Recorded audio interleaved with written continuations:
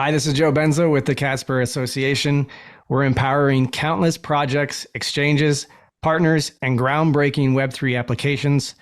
I'm excited to be on the edge of NFT, empowering listeners everywhere with the countless aspects of Web3 they need to know. Enjoy. Hey, NFT curious listeners, stay tuned for today's episode to learn how Casper blockchain has evolved to provide secure and authenticated NFTs. And why buying even more digital assets is the goal of our guest, who already has some really special NFTs. Finally, we review an article called Your NFTs Are Actually Finally Totally Worthless. We disagree. And yes, it's official. You can dive into the captivating world of artificial intelligence with our new Edge of AI podcast. Join us as we explore the frontiers of AI and its impact on our lives. Subscribe now on your favorite podcast platform. Follow us on Twitter at edgeof_AI and LinkedIn for exciting updates and insights. You can also visit our new website, edgeofai.xyz. Welcome to the Edge of NFT, the podcast that brings you the top 1% of Web3 today and what will stand the test of time. We explore the nuts and bolts of the business side and also the human element of how Web3 is changing the way we interact with the things we love. This podcast is for the dreamers, disruptors, and doers who are pumped about this ecosystem and driving where it goes next. Welcome to our first Edge of Casper Show. This is the beginning of amazing conversations where we oversee the evolution of Casper Network, a blockchain supporting innovative tech giants as well as decentralized applications and platforms, and featuring both upgradable smart contracts and predictable gas fees. They also have a great new show called Casper Blockchain Podcast that you can check out on Spotify or by visiting casper.network and clicking on news. Today's episode features Joe Benso of Casper Network, a meeting ground for reliability and innovation in blockchain. Joe, the head of content at Casper Association, hails from Zug, Switzerland, the heart of Crypto Valley.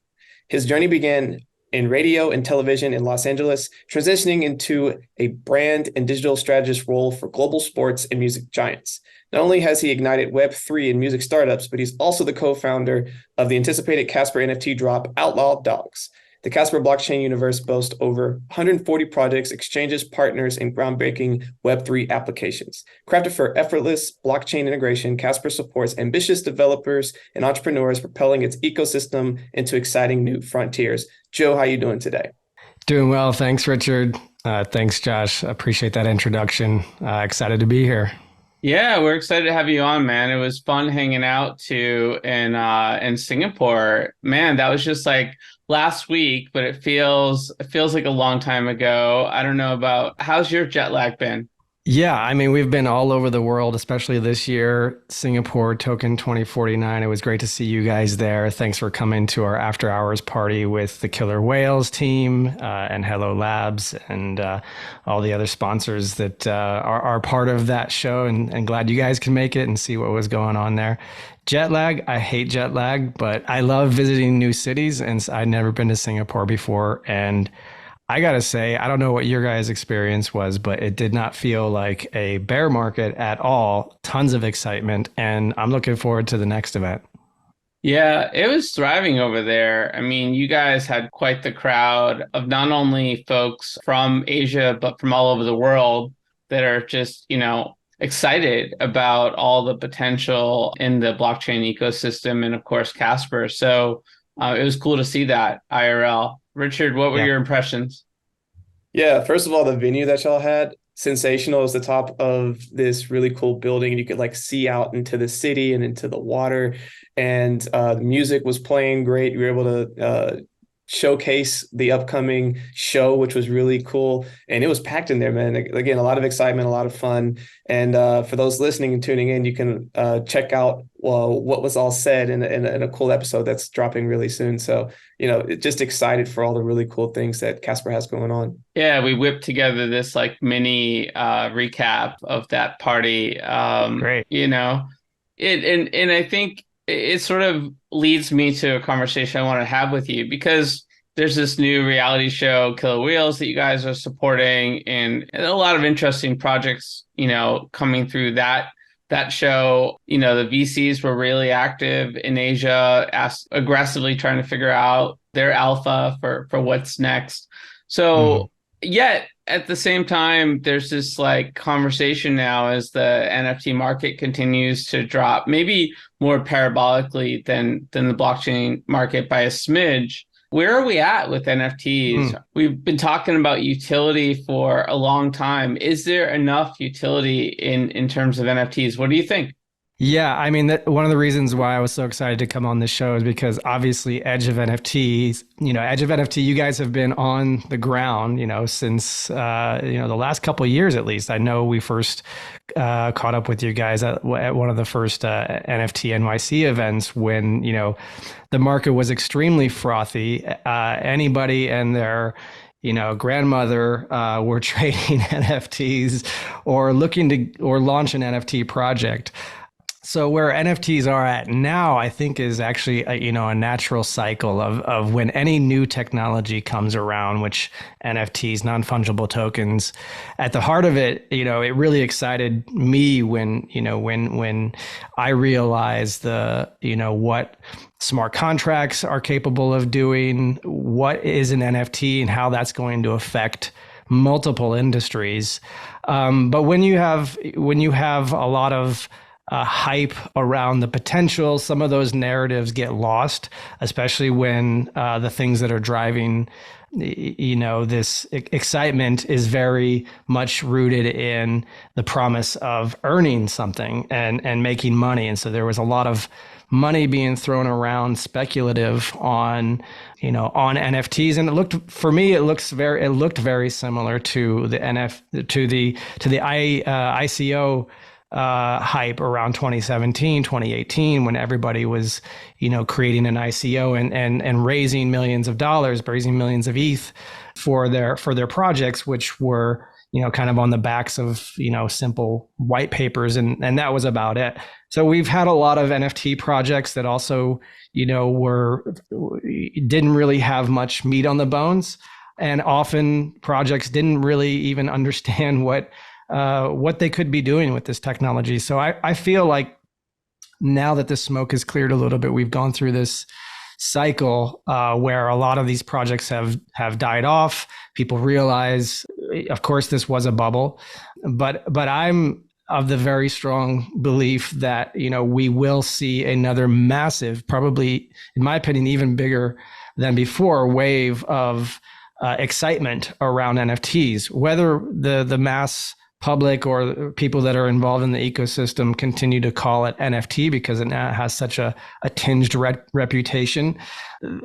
For me, it's around, yes, the utility. It was very cliche and buzz term, right, for a while. But I really do think that we're entering into a phase where those that have stuck around, those that have been passionate about the technology, those that do understand what NFTs can actually enable, represent, and actually create more efficiencies and business models really around a lot of industries and disrupting a lot of industries. We're starting to see the roots of some of those seeds that have been planted now start to take shape, and we're seeing that on Casper. And we're actually extremely bullish about NFTs going forward. And I think this is the calm before the next storm. Yeah, I there's a lot you shared there. I would say that, as I've reflected on this word hype, I think that hype isn't bad on its surface, right? I think that there's hype in fashion, there's hype in e-commerce, there's hype in entertainment industry, and hype can be good to a certain extent. It's what I think there we had an excess of hype, and I think it wasn't necessarily done to the extent that people could keep their promises. And I think when it's all an experiment, we should call it experimental and sort of caveat that hype a little bit more and be a little bit more careful with our words, because, when you start going to a second sort of degree of conversation, third degree, and then it translates to media very differently than maybe the intent of the original voice of the author, right? So I think it's something I think we've all learned around choosing our words more carefully, thinking about more achievable milestones along the way. not only going for the big rocks, but the small ones. And then I also think it comes down to really like figuring out what utility matters the most. I mean, clearly there's really interesting utility around membership, around gaming, around rewards, and loyalty. These are things that can be done really well. And there's also some really interesting enterprise use cases that we still haven't even tapped into because it takes a little longer to develop. But we saw early indications of that, like Roofstock sold the first home on the blockchain using an NFT on OpenSea. And that was pretty incredible. And they've done that several times, I believe, now. And they've been on the show. And people have been talking about that for years, right? Yeah. And I guess my last prediction, before we move on, since this is such a fun topic, we go on for a while, is that I think there's going to be more hybrid economies where you're mixing NFTs and other mechanisms, including tokens and other sort of things, together to create like more value. For example, like what ApeCoin has done in interacting with Mochaverse, for example, and things like that. So those are some of my thoughts. Yeah. And Joe, I'll keep mine quick. I have just 2 points that you mentioned, right? The first one is just the hype cycle. So like when you look at the history of NFTs haven't been around for a very long time, but it saw its first spotlight in 2021 to 2023. It's the end of 2022, right? Its first cycle. When you look at the first ICO boom, when the first rest of the market that wasn't Bitcoin started to emerge, it had its first cycle. So 17 to 18, you saw this huge run up. And then you saw what? An 85 to 96% retracement over the next 2 years.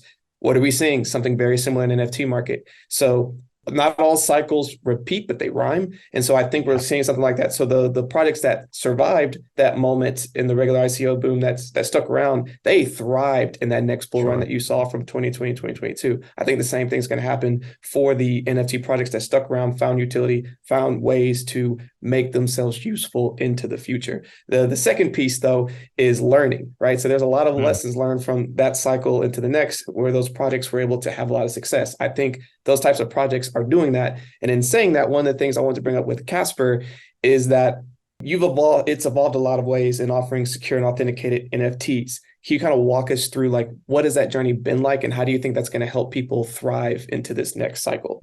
Yeah, I mean, from a product side, I mean, my role is really to go back to that hype role, actually. So my job is to get as many people aware of what Casper is, what it can do for developers, how developers and projects can use NFTs compared to other offerings, other layer ones. And we feel like we have a very unique offering as a layer one public blockchain. And so from the Casper Association's point of view, our role is really to kind of be a steward for the public blockchain, open up opportunities for developers, make sure that there's a strong kind of open source component to the work that's being built for the public blockchain. However, we do have this symbiotic relationship with Casper Labs, who is, building out a lot of really the core infrastructure for the chain itself, and responsible for that.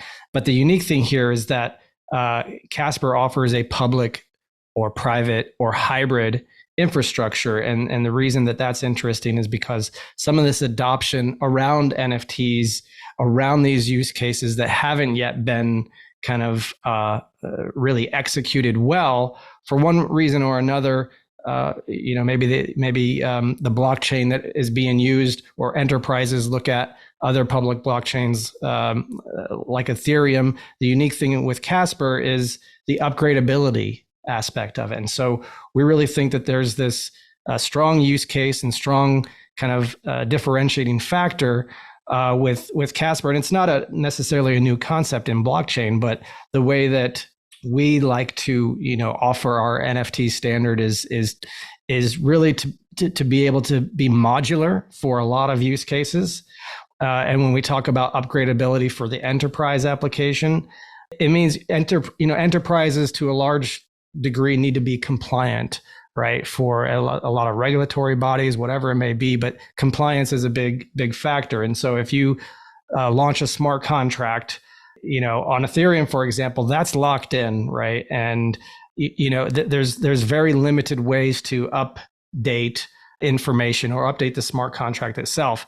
So the unique tools and tool set that Casper can offer to developers provides a wide range of flexibility for a wide range of use cases, from the enterprise, most rigorous, kind of demanding, applications, down to, getting back to the typical NFT projects where a small team can launch, a 10K PFP collection in a much more efficient and secure manner on Casper.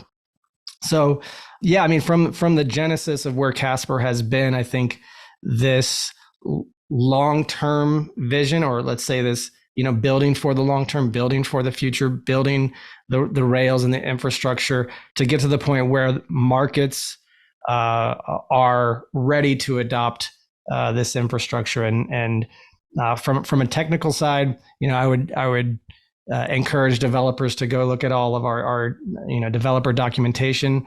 Again, my role is to really make sure that those resources are available, and make sure that we're offering something that is going to be future proof, is going to be allow people to build out using blockchain in a way that is efficient for them. Well, let's talk about that. I mean, what are some of the sort of ways that businesses can utilize upgradable NFTs? Because that's a pretty unique, value add that Casper brings to the table. I remember, Medha talking about this, quite a while back with the first NFTLA, and it was a powerful moment for me to think about the fact that we don't have to think about NFTs as rigidly as we once did. I think that's for sure at this point. There's new standards being developed, a lot of really creative hybrid use cases like we were talking about earlier. But how can businesses utilize upgradable NFTs? Yeah, I mean, you brought up Medha. I mean, Medha Parlikar, CTO, Casper Labs, she's really a driving force and also articulating kind of, she has a very strong enterprise background. We have a number of materials out there where Medha is, on video talking about going into a very deep dive on those use cases for enterprise. But the thing that strikes me and kind of like the obvious, the ability and the necessity to be flexible, right? As an enterprise, as businesses need to shift with whatever market dynamics they need to operate within. And again, going back to, regulatory compliance, this is a big factor for large enterprise clients where they want to put some data or information on the blockchain, but it needs to, maybe a law has changed or something in their industry has changed and they need to make adjustments to that code. That's something with a modular infrastructure that Casper provides. They can do that in a secure manner without risk to, damage to the data or security or privacy or a lot of kind of dynamic options. And so for enterprise use cases, I think the answer, is really kind of this modularity, this flexibility, predictability. When we're talking about predictable gas fees, for example, these are all factors that come into play that aren't necessarily decision factors for your average kind of NFT collector, for example. That, again, that would just be one use case. Appreciate the use cases. And I know I've also had some conversation with Medha, and like you said, she's very articulate with all the different ways that y'all are creating ways for things to keep being built in a more efficient way and also in a more protected and secure way. And Casper now has been around for about 5 years, and you've seen peaks, valleys, good, bad, and are constantly building to improve and make things even better for your ecosystem. Can you kind of walk us through, like, what has that ecosystem maturity been like for Casper, and what are some of the things you've been focusing on? Yeah, I mean, the blockchain itself, really, mainnet didn't really go live until, I believe, just a little over 2 years ago. So in that short period of time, it's been a constant kind of upgrading of the protocol. So I know that the Casper Labs team has a very ambitious roadmap. We just went through a protocol, one of the biggest protocol upgrades since mainnet launch. This was called the 1.5, actually 1.5.2 upgrade, and it really kind of is on par with some of the kind of industry standard expectations that developers would look to in terms in a blockchain to build on top of. But yeah, I mean, we are a relatively new chain compared to a Solana, Cardano, obviously Ethereum. However, our roots have come from this kind of this Ethereum ecosystem, right? Casper is actually derived from a technical term that is that came about that Vitalik actually coined as part of as part of Ethereum and as it was being built out. But the Meta and Mernal Manahar, CEO Casper Labs, I think they envisioned a blockchain that was very powerful for those enterprise use cases, and envisioned a time when, yes, blockchain is going to be used for all kinds of things, and the market at the time, and I would say even now, has kind of overlooked those demands and those requirements that large enterprise facing clients will need in a blockchain to actually take advantage of that. And that's kind of where Casper has positioned itself. And interestingly enough, those kind of that hardcore enterprise grade level technology and Rails and infrastructure lends itself very well to some of the things that are maybe less demanding, and so offers up a lot of efficiencies and unique ways of interacting with NFTs.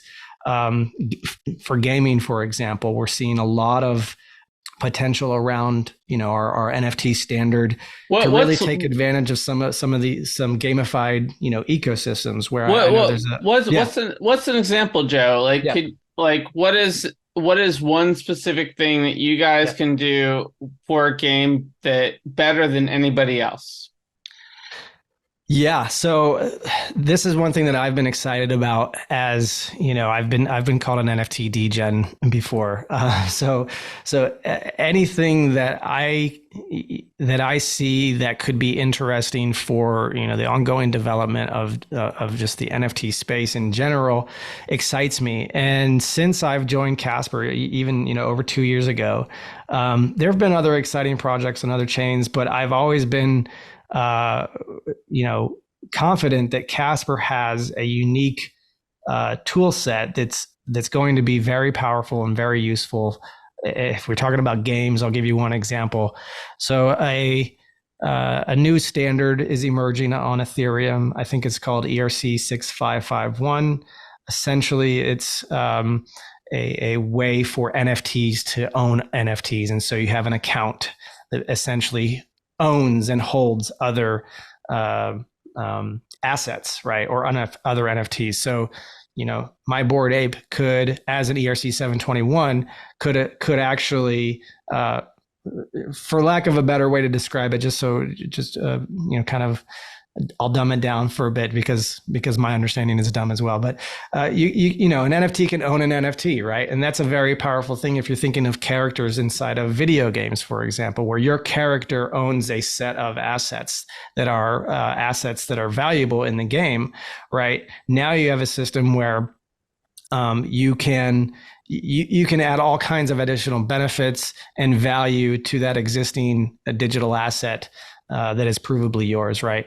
So on Ethereum, that's another standard, right? So on Casper, that comes native on chain with our CEP78 standard, where it's essentially multi-sig level control of the NFT, and you can have weighted key management. So you have weighted management access of whatever that NFT represents. If that NFT represents a deed to a high value piece of real estate, or if that NFT represents a whole host of NFTs that are actually collectively owned by this one asset.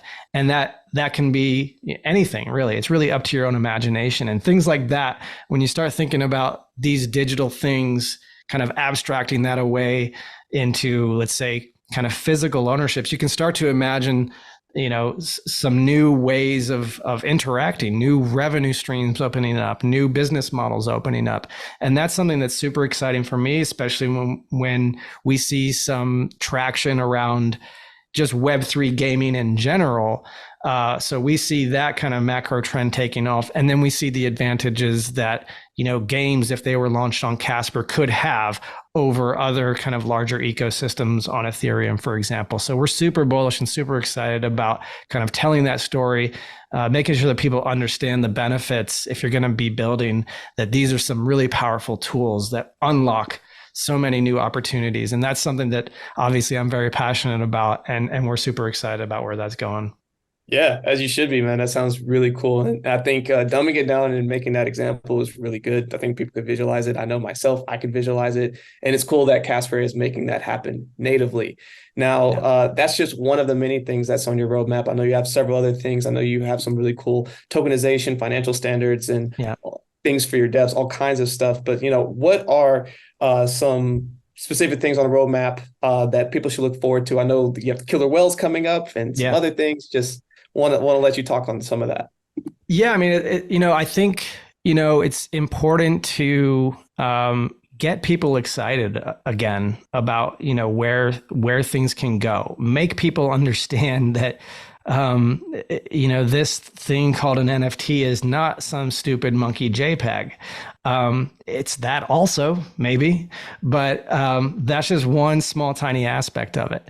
And it's really an opportunity to kind of open up new ways to explore, which is really kind of at least why I got into this space in the first place. And I think a lot of people, why they got into this space in the first place is that potential of where things are going. I think we're seeing that kind of knee, we're at that knee inflection point, right, on the hockey stick growth curve, where the adoption of this technology, I think, is inevitable for a lot of industries. And we're seeing the maturity of a lot of the technology being built out. We're spending a lot of resources and a lot of time, especially with our R&D department. Mark Greenslade, brilliant member of the Casper Association, really driving a lot of the vision around where things can go, trying to stay on the bleeding edge of blockchain. We're doing a lot of work around zero knowledge proofs and how that can be implemented on top of Casper. Also,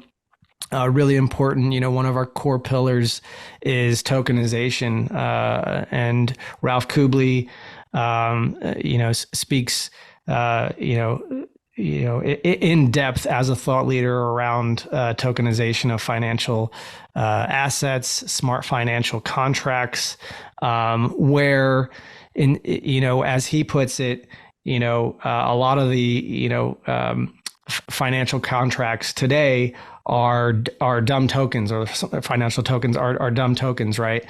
Where it can be a representation of a PDF, right? And that's what you lock up as an NFT. And what we're doing a lot of work on is around what's called the ACTA standard. That stands for Algorithmic Contract Type Unified Standards. That's a mouthful, but there's a lot of effort to make sure that we have open source standards and ISO compliant standards that gets regulatory approval and adoption. And so we are supporting initiatives like Actus that would enable, algorithmic, smart financial contracts to monitor and distribute cash flows on chain, on the Casper blockchain, where there's then no need for, it's a trustless system in this case. And so, it is disruptive to a lot of the kind of incumbent industry around finance. And there's a lot of people that would need to, adopt some of these new protocols, but it's extremely exciting. I think it's obviously, when any technology comes and is more disruptive than the previous generation's technology, you're going to have these kind of choppy waters, so to speak, right, around this. But the reality is there are systems that we're very supportive of. We're building together with these other the Actus protocol and supporting zero knowledge proofs and And, all this forward future-proof looking technology is not going away anytime soon. So yeah, there's a lot to look forward on our roadmap. Short term, I would say games. Yeah. Yeah, that was like the word of the day all over Asia. I feel like I heard that word more than I heard hello and how are you? It was Right. just like everyone just wanted to talk about games. So Yeah. for those that think that, oh, GameFi got overheated, there's a lot of game building out there happening. It's really exciting stuff. Well, that was fun. You have questions about blockchain? Like, how big of a block can you chain without throwing out your back? Or if you received that chain letter, how did you block it? And does blockchain taste better barbecued or deep fried? Luckily, you don't have to ponder these quandaries alone anymore, because Blockchain Training Alliance is here to answer them and also train you in real-world blockchain issues that will impact your business's bottom line and orient it future forward along the ley lines of the most important tech humanity has perfected since harnessing atomic energy. If you're into those sorts of things, Blockchain Training Alliance is a top leader in the field, counting among its clients IBM, Microsoft, Disney, Morgan Stanley, and many more, and offering a wide array of technical and non-technical courses. Whether you're a computer neophyte training for an incredible career in this new space, or a coding expert honing your skills, Blockchain Training Alliance will help you steer your ship home safely, filled with treasure. Arg. So hurry and sign up for the Blockchain Training Alliance course that best fits your needs at blockchaintrainingalliance.com. Use discount code EDGEOF for 50% off and start your next block today. So Joe, you're a podcaster, so the next segment should be pretty easy for you. Okay. But right. we'll see. It's called Edge Quick Hitters. Yeah. That's hard for me, actually. All right. Well, if we're talking about me, that's hard. I could talk about anybody else but me. We'll see. So It's a fun, quick way to get to know you a little better. There's going to be 10 questions, and we're just looking for short single word or few word responses, but feel free to expand if you get the urge. So I think I'm going to ask you if you're ready. I know you're like half ready, but I think you're actually ready. Okay. All right. Let's do it. All right. Sounds good. What is the first thing you remember ever purchasing in your life? Okay. Now that I'm reflecting on this, it might not come to as a surprise that I'm like into NFTs. I remember purchasing baseball cards. Nice. Yeah. I see a kind of a parallel between collectibles. Yeah. That's our goal. That's our goal here, is to like get into your subconscious and make you learn more about yourself from being on the show. Right. This is like a nice, therapy session. Yeah. We'll send you the bill. All right. Okay. What is the first thing you remember ever selling in your life? I do remember this because it taught me kind of the value of entrepreneurship. I remember being in first grade, and after lunch, kids would want to chew chewing gum, and so I realized I could get a large package of chewing gum at a discount, and my friends would pay me per stick of a piece of gum because I had it in my locker. And so I was there at the right time with a product that people wanted, and it was a valuable lesson for me. There you go. Thank God you weren't living in Singapore. You'd be in jail for like 300 years and broke at this point. I know. I saw that. Yeah, that was surprising to me. But I didn't have any gum in Singapore, so I was a law-abiding tourist. So for all those listening in, if you've never been to Singapore is very strict on a lot of things, and one of the things is chewing gum. So, yeah. But next question for you: what is the most recent thing you purchased? Oh, that would be I have 2 kids, so it would be a Jurassic Park dinosaur toy, and nice. Groceries. I'm always, we gotta buy groceries. Absolutely. I'm sure they love that gift. Yeah. What's the most recent thing you sold? Yeah, I think an old bike, upgraded to an e-bike here. I live in Europe, and e-bikes are, I sold my bike without the electricity. All right. So you have to go like 5 times as far now to get the same amount of exercise. That's true. That's true. So look forward to some long bike treks, hopefully. That's true. A lot of nice places to bike around where you are, I'm sure. Yeah, I don't mind going 5 times as long. Austria is a beautiful country. I'm a proud expat expat. I say I'm living the American dream here in Austria. There you go. I haven't been over there, but it's on my list. What is your most prized possession? Most prized possession. I mean, I do prize some of my NFTs quite highly, and I think some of them are my possession to hand down. I actually look at some of these NFTs as pretty important digital artifacts, 10, 20, 30 years down the line. And when my kids are old enough, I think I'm going to hand them off to them. And that's the interesting and fun way to think about NFTs for the next generation. Any in particular that sort of have a special place in your heart? Yeah, I use my CryptoPunk often for my like social identities. I have some Bored Apes. I'm still very bullish on the Yuga.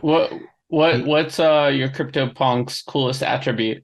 Well, I was told by Von Mises, who is a legend in this space, that he likes the silver chain. Nice. Same here. Well, besides every CryptoPunk, if you could buy anything in the world, digital, physical, service experience that's currently for sale, what would it be? Wow. Well, I think we're going to see, I think the answer to that question, like, undoubtedly is going to be some form of an NFT. Like an NFT is going to represent whatever that amazing thing is going to be. I think, when you ask people in 10, 20 years from now, whatever their answer is, I think it's probably going to be a good percentage of them. That's actually going to be an NFT. So yeah, I'll stick with that. So it's going to be an NFT, and what, you kind it's going to represent something. What is it? What is it going to represent? You kind of evaded the question. You did a good job. I think for sure it's going to represent, membership access to some exclusive club that I think maybe is doing good in the world. Probably my house, will be an NFT. All right. Yeah, expecting that. I like it. I don't know why people call you an NFT degen, but I think I'll figure it out by the end of this call. If you could pass on one of your personality traits to the next generation, what would it be? So I'm always struggling with trying to monitor myself as I'm raising two young boys, and trying to see which personality traits are good ones to hand off to. I think, it's important to, if you have kids, to, instill in them the value of kindness in the world, hard work, determination, and treating everybody fairly. I agree. Those are three amazing traits. So like you said, on the other side, I don't know if those are my traits, but I try to push those off. Okay. So if you could eliminate one of your personality traits from the next generation, what would it be? Yeah, I would say focus more on being in the moment now and appreciating gratefulness, and not, getting too caught up in the work, really. Yeah. Well, where you are in the world, and, helps you do that. So you have an advantage over some folks. What did you do just before joining us on the podcast? Oh, I picked up dinner for my kids.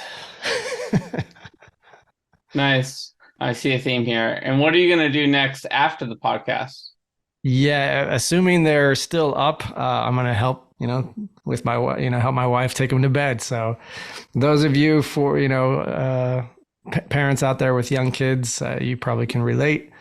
But yeah, it's another full-time job, but I wouldn't change it for the world. Awesome. Nice. And Richard, we have a bonus question. We do. So I always like to wrap up with a bonus question. So as an expat, for someone thinking about traveling the world, what advice would you give them based on your own experiences?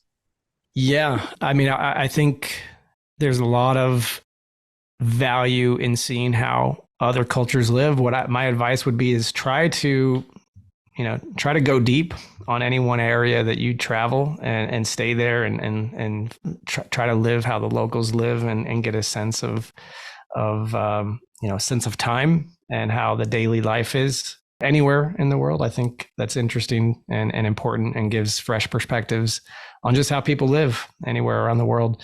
And the biggest thing is, or the quickest way to get there, I would say, my quickest way to get there is go eat what the locals eat.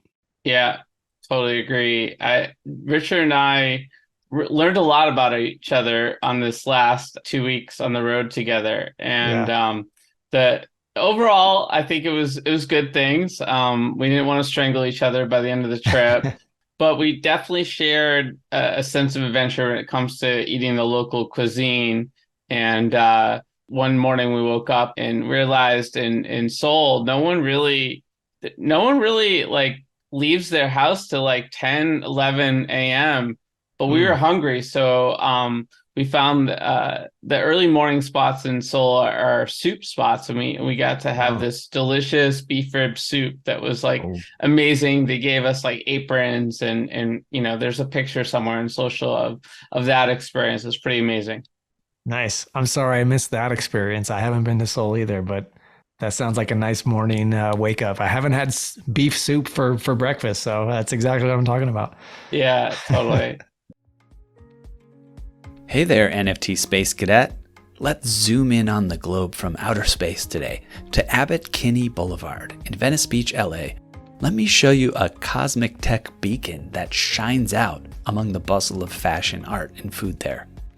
It's a thriving software dev, data science, and design studio known as AE Studio, where scores of the sharpest minds have come together to help founders and execs create software and machine learning solutions that are not only profitable and increase our agency as humans, but that give us that warm, fuzzy feeling that elegant tech so wonderfully does. AE's breadth of talent allows them to build anything from instillvideo.com, it's a health, fitness, and wellness app that makes your chakras tingle, to award-winning brain-computer interface solutions that could quite literally bend our minds. Oh, and keep an eye out for Token Runners, their NFT white label marketplace, as well as our highly anticipated NFT drop, Boomer NFT. Now, for all you degens who strive to shed the cummerbund and pearls, comes a jaw-dropping, awe-inspiring partnership, not seen since the heyday of Shaq and Kobe. It's called Edge of AE Studio, and you can find out all about it at edgeofae.com. That's right, this full-service, soup-to-nuts, end-to-end, whole enchilada NFT service can help you, yes you Randy, launch your NFT project.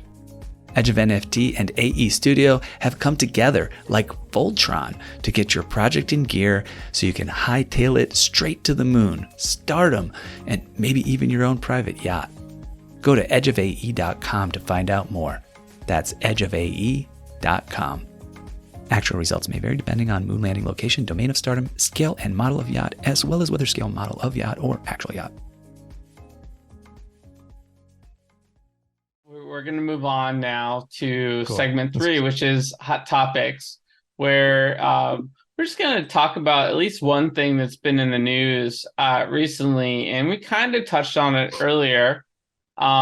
But there's an article in Rolling Stone recently that's caught a lot of attention. Your NFTs are actually finally totally worthless. So basically, there's a new report called Dead NFTs, The Evolving Landscape of the NFT Market from DAP Gamble. And it's a community of experts in finance and blockchain technology.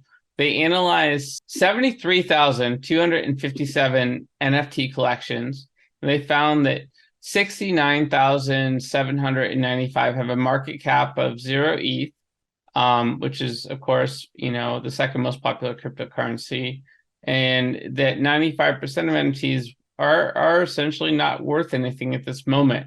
The study estimates that some 23 million investors own these tokens of no value. I'm sure you guys saw this article. Did any thoughts jump out to you guys? Yeah, I mean, it's sensationalism, right? Like, I think I read something somewhere where, like, yeah, I mean, if you have all of these collections, right, half of these collections, I don't know how many of these collections are actually legitimate collections, but it speaks to kind of like, I think, the narrative that people also want to hear, because there was a lot of kind of obnoxious stories of of people, just getting rich off of trading JPEGs and kind of the mass market and general population who aren't in, blockchain or NFTs or in this technology and follow along with the hype or the reasons why anybody would even care. I mean, to an outsider, it did seem ridiculous with a lot of this money sloshing around and trading hands for these JPEGs, and a lot of these projects are, just images, right? With no real community, no real utility, never intention, and no intention of having any. So again, I mean, that's what you get when there's a hype around this, something like a new technology. But history repeats itself, or it rhymes, right? As you said, Richard, and I mean, I'm just waiting for the moment where, we have, somebody holds up this tweet, right? And we're in another phase of the market. We're in another phase of the adoption cycle of this technology. And you're going to be able to look back on a moment like this and say, it does feel short-sighted, but honestly, the news is designed to be short-sighted. People have very, very short attention spans. So if you can catch people's attention in 3 seconds, then a headline like that is going to resonate. People don't really want to listen as to why NFTs are actually going to be the essential kind of building block for commerce going forward. Yeah. And it's worth noting, if you scroll down to the end of this research piece in bold font, NFTs still have a place in the future. They just need to provide genuine utility and be historically relevant, aka first edition true art as well. I think it definitely was good clickbait. Some interesting data in there. A lot of folks are sort of taking a break from NFT trading right now, but they're taking a break from other types of trading right now because the overall economic downturn globally has impacted people's sort of leisurely choices of behavior, right? A lot more Netflix, a lot more biking, not bad things. I think we as a society are shifting and evolving as we speak, and we had a little bit more time on our hands and to trade JPEGs, and there was a speculator component to this. A lot of those NFTs that are down to zero had no roadmap. They had no long-term value built into them, but the ones that do, still being actively traded today. So I think context is important. It is. And again, going back to my two quick thoughts. The first is, when you think about cryptocurrencies, what are they? They're blockchain startups. So when you think about the NFT space, what are they? They're, again, startups. And so when you think about all startups, 10% of them, 90% of them fail, right? So it's probably even more so in art. It's probably 95% of them fail. And when you go and do the math on this, that about tracks. So those numbers add up, make sense. The second thing is this is the first in the first rise of this NFT market, were the rise of the PFPs, these artists that not a lot of utility. Here's really cool artwork, and you're collecting art. So if you look at the history of art, there's been a lot of artists, right? I was an artist once upon a time. I made macaroni art, gave it to my dad. Doesn't mean it's worth much today. Most of those aren't going to necessarily make it because there isn't a lot of repeat value, and it's trying to capture something in this moment instead of trying to have the long-term utility. So even looking at some of these artists that came out and created these art pieces, they're not business people. If they're a startup and they came out and they created this really cool thing, but they had no business plan, business model, they're going to fail. So going back to the model of 90 to 95% of all startups are going to fail, this tracks. So those are my thoughts. Yeah. I would also say, like, definitely not financial advice. I know you always have to say that. But I mean, this, in my opinion, art, right, as the one kind of like utility of NFTs, I think has a huge future ahead. And so authenticating, the provenance of a piece of art on the blockchain, I think is going to be very significant and very, valuable in terms of, the historical significance and the collector significance of some of these art pieces. And I mean, I would, take a look at, some of the one-of-one, significant additions on, for example, Art Block's platform. the ringers, for example, or fidenzas, or autoglyphs, for example, CryptoPunks. So these are all kind of historically significant and generative, pieces that I think have long-term value. And these are some of the things that I'm looking at to, potentially invest in. Not financial advice, but I think it's also a big opportunity for people if they buy into this. NFTs are worthless.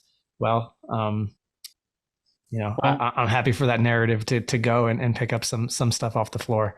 Yeah, I mean, we know that art has been one of the most consistent appreciating assets, globally over history. And I think that the digital art market got a little bit over penalized based on sort of the overall sort of broader hype cycle that we've been through with NFTs. Mm-hmm. So I think that's where you get this potential alpha there that you mentioned. Yeah. So, hey, guys, we've been talking a lot of this show about travel and, jet lag and the fact that we just got back from Singapore and Seoul, but that's not where it all ends, because the Future of Blockchain Summit 2023 is coming up soon in Dubai, and I will be hitting the road again.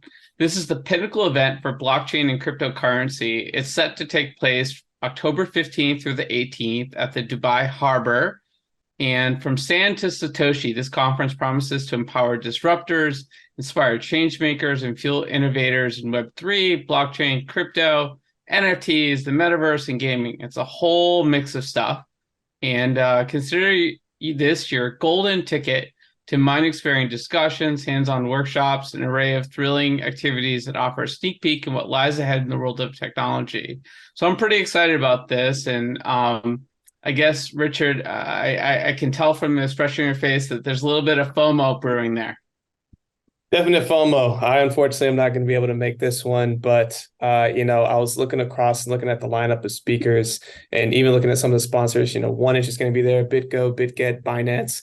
A lot of the larger companies are going to be in attendance, and it's really cool to see even some of the speaking lineup. Some of the people that I've been trying to look out for. So like people from Engine Starter, people from Circle. One of the big sponsors where we just came from at Token 2049 was Islamic Coin, which I had a really good conversation with one of their co-founders, and several others. So, I mean, it looks like it's going to be a pretty sick conference with over 200 speakers. And one of the speakers is actually going to be you. Do you know what you're going to be speaking on yet? Yeah, I don't know if it's official, so I don't want to sort of forgo the embargo on the information, but they have a really cool talk in mind for me to facilitate, of course, around the future of where all this amazing Web3 technology is going. But we'll announce that talk sooner than later, maybe before this show comes out.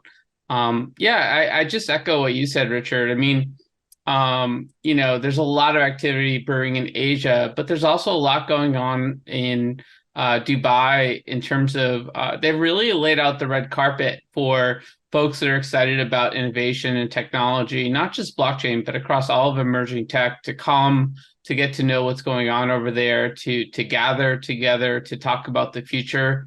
So, I don't take it lightly getting on the road so quickly again, but this seems totally worth it. So I'm pretty pumped. So listen, everyone, whether you're diving in as an enthusiast or just dipping your toes into Web3, this is the event you absolutely don't want to miss. If you've heard about all this fun stuff going on in Dubai, this is the event to check out. Go to futureblockchainsummit.com and see me over there in Dubai in just a couple weeks. Interesting conversation, guys. Thanks for indulging in hot topics. This has been a really nice beginning, Joe, to our sort of set of content with Casper. Thanks for giving us this nice overview of Casper and what's going on in the digital collectible side of things. Just wanted to sort of ask you a little bit more about where people can go. Absolutely. Yeah, we spent a lot of time trying to streamline our information for developers, for users, for people in general, just looking more about blockchain and where Casper fits in along your journey down that blockchain rabbit hole. So Casper.network, www.casper.network would be a good first starting point for people to deep dive down. We have links out there to, connect on our newsletter, obviously all of our socials, developer resources. We just recently launched a developer portal for developers. We're working on a lot of tutorials, but the core landing page really right now is Casper.network. And Outlaw Dogs, anything going on there yet? Sure, yeah. As I said, one of the big themes for us is really like the creator economy, IP, intellectual property, gaming.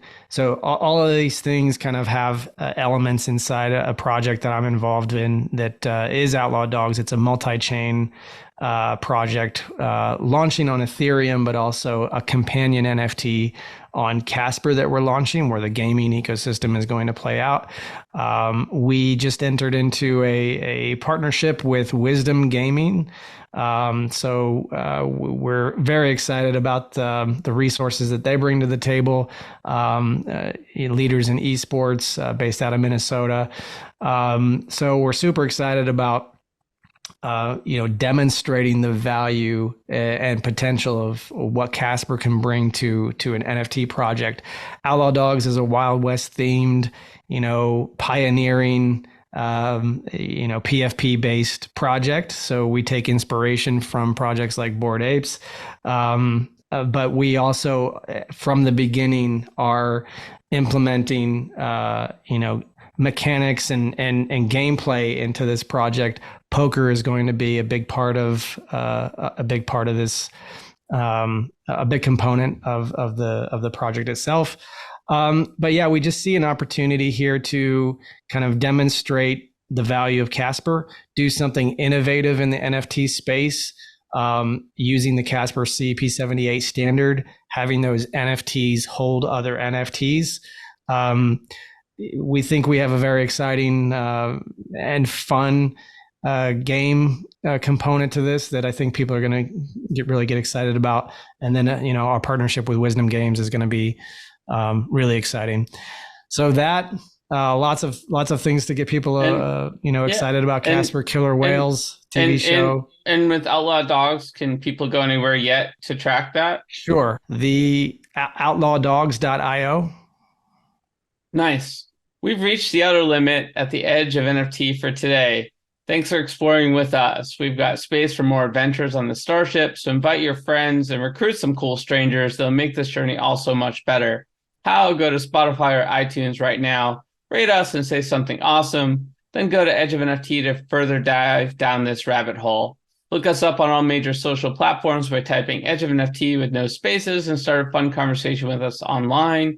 Lastly, be sure to tune in next time for more great NFT content. Thanks again for sharing this time with us today. The views and opinions expressed on Edge of NFT reflect solely those views and opinions of the show hosts and its guests. Please make sure to do your own research. Our show is not financial advice. You understand that you are using any and all information available on or through this podcast at your own risk. Whenever making financial decisions, we recommend doing your own research and talking to your accountant for financial advice. From time to time, we may feature sponsored content on the show for which we receive value, and we may share links for which we receive a commission if you make a purchase through one of those links. Refer to our website, www.edgeofnft.com, for our full disclaimer, terms and conditions, and privacy policy.